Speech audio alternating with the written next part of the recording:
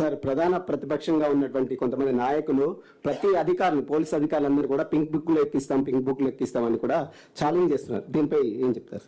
నేను ఆల్రెడీ ఒక TV channel చెప్పినానండి, మాకు pink book, blue, red, white అట్లా ఏముండదు, మాదంతా ఓన్లీ కాకి బుక్ అంటే సిఆర్పిసి, ఐపీసీ చట్టాలతో ప్రకారం పోతాము. ఆ కాకి బుక్ అంటే అన్ని కలిస్తే కాకి బుక్ అవుతుంది. ఇదే మాకు తెలిసిన కలర్ కానీ మిగతా కలర్ సంబంధం లేదు. So thank you very much.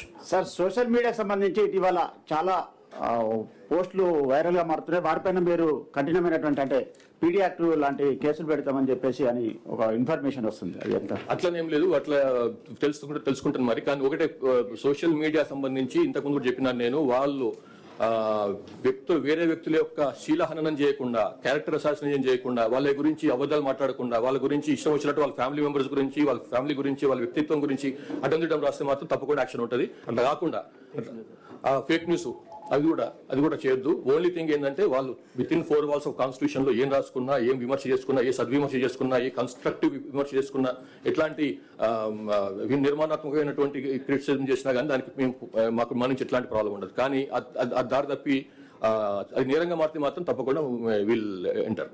Thank you very much.